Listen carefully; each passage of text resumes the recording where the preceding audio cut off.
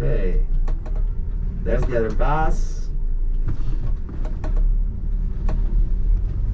And One more, but I don't know when start. Oh, David? David, yes. We have number? It's down, it's waiting for me. Why you didn't wait for us? Because we... Because you didn't know. No.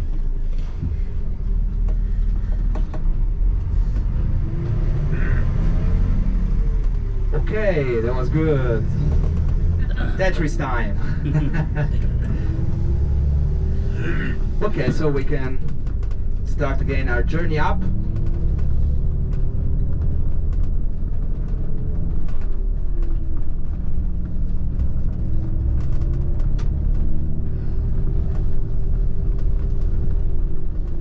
You know, the geological and conformation and climate conditions makes the Norwegians the best insurance workers in the world. I mean, everybody works in the third sector, I would say. Anyway, so if you look right, you will see the follow-up of the fjord going to the Sognefjord, the main branch, the main trunk.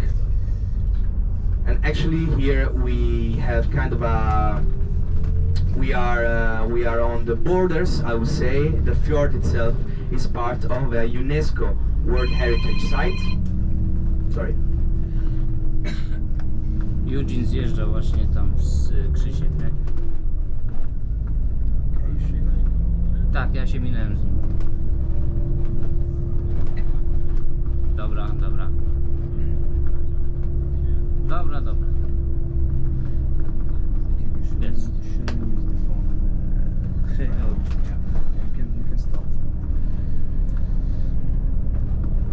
Okay, so I was saying that yeah, so actually the fjord here is part of a UNESCO World Heritage Site since 2005.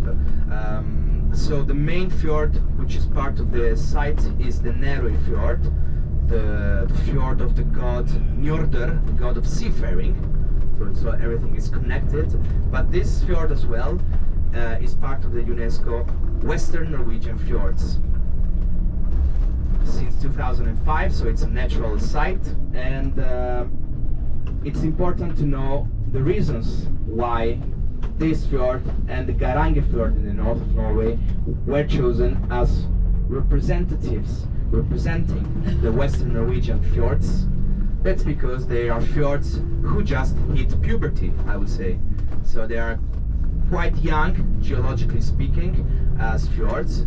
So that allows researchers and scientists to have a better look at how fjords are formed during the years.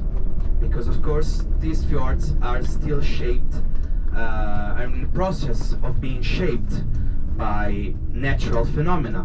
For example, avalanches, landslides, or the wind, the water erosion, mostly.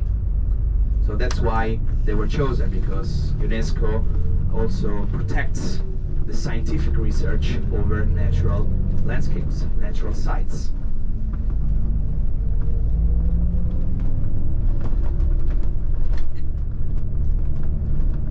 We have some metro stations on the right hand side. Sorry, it's an M, means that you have like an opening where you can exchange on the road. But it really looks like the M of the metro in some cities, I would say. A few moments on the left hand side.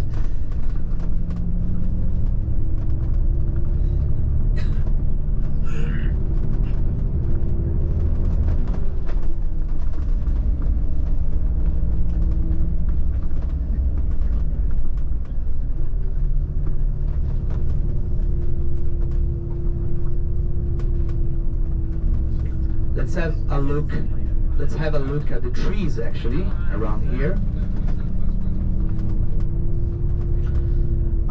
So what kind of trees do we see here, which are kind of representative of the trees in Norway?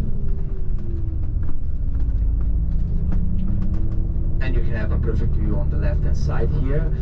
And so the trees here are we will still be on the under the tree line actually.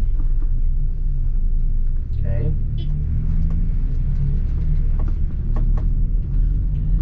And what you see here is mostly birch trees, of course. Birch is the national tree of Norway, and it's found everywhere in Scandinavia as well.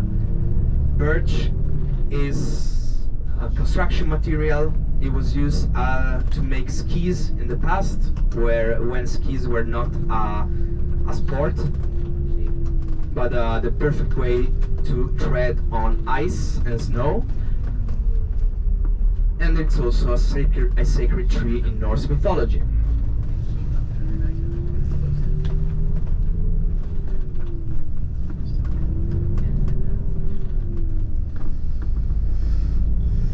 Birch are autochthonous. They are originally from Scandinavia, which is not the case, for example, for the spruce tree. You have some example on the left hand side.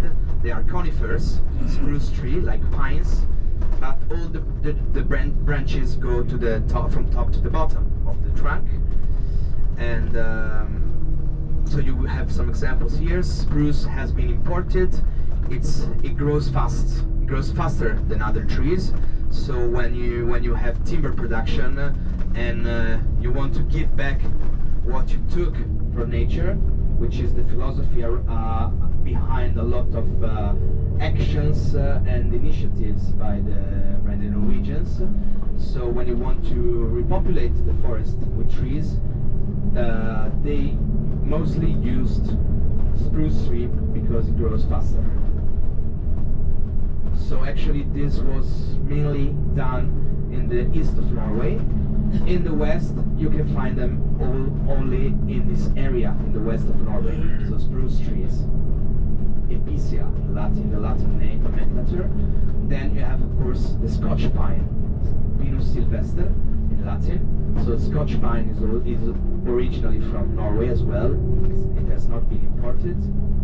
So those are the two conifers in Norway, together with juniper, which is more of a shrub, but it can reach up to 6 feet sometimes.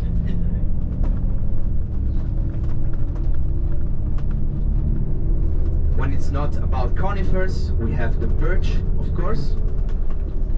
Birch bark is also useful in construction, especially for turf roofs, and you can extract some substance from the birch bark, which is waterproof, and you can also make some kind of infusion from birch bark and liquors as well in Norway.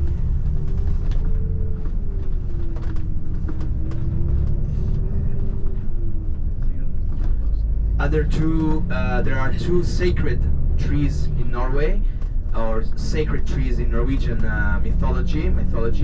Those are the ash tree and the elm tree, because you know it's the creation of the humankind. You know that Odin was the All-Father in Norse mythology, because he gave birth to the gods, but also to the humankind.